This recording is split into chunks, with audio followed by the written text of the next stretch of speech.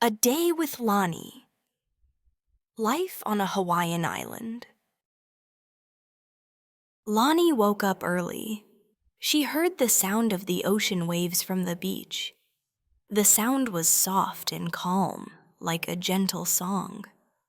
Lani smiled and stretched. It was another beautiful morning on a small island in Hawaii. She lived in a small house with her family. Her house was close to the beach, and every morning she could see the ocean from her window. Lani got out of bed and went to the window.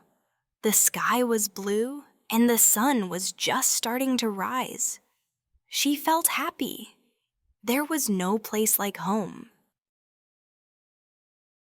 Lani's island was small, and there were only a few houses near the beach.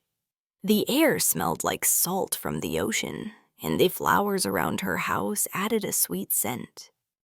She loved the peace of the island, where everything felt slow and simple.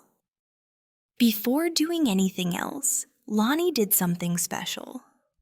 Her grandmother had taught her to take a moment every morning to give thanks for the land and the ocean. Lani closed her eyes for a few seconds and thought about the beauty of the island. She said a quiet prayer to the Hawaiian gods, asking for strength and good health for her family.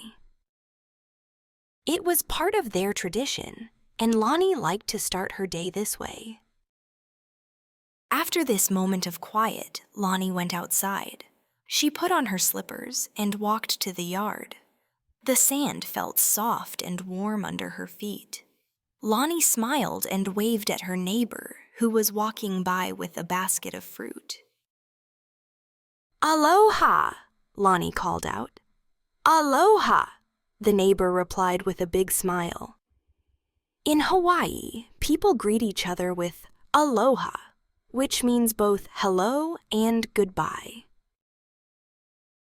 Lani went back inside and made breakfast. She loved eating fresh fruit in the morning. Today, she had pineapple, banana, and papaya. She also made a cup of Kona coffee, which is grown on the island. It was strong and warm, just how Lani liked it. Her father worked as a fisherman, and he would bring fresh fish home every day. Her mother worked at a cafe in the village where they served delicious Hawaiian food like spam musubi, a rice ball with cooked spam, and loco moco, rice with a hamburger patty, egg, and gravy. After breakfast, Lani got ready for school. She packed her backpack with her books. Lani went to a small college on the island. The school was not far from her home, so she walked there every day. It was a smaller community college, and many people knew each other. Some students were from Hawaii, but others were from different countries.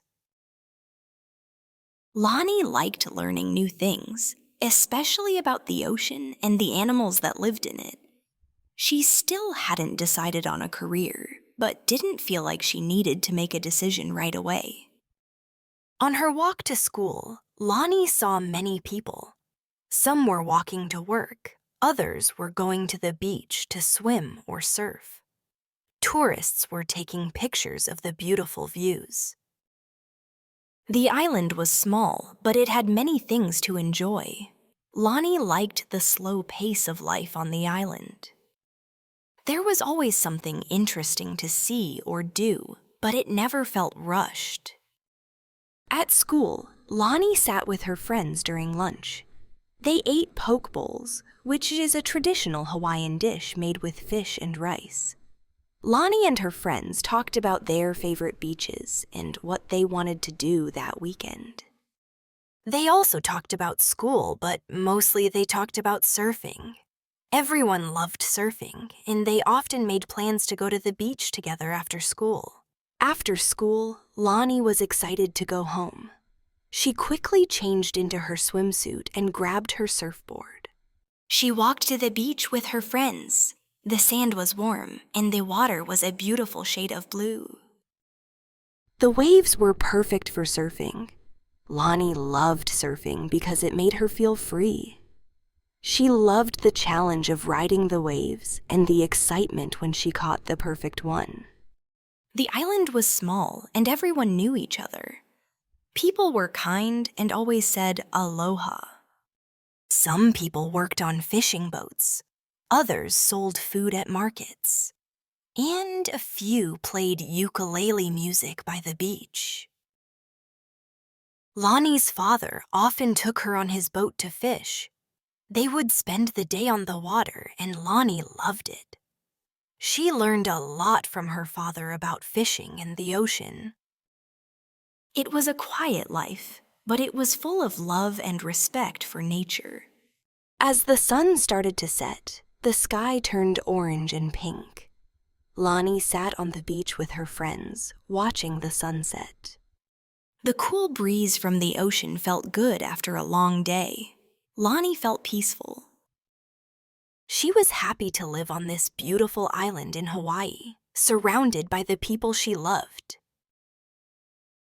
Questions to ponder. 1.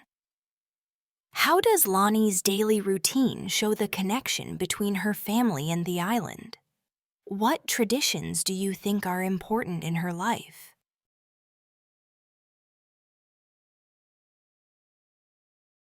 2.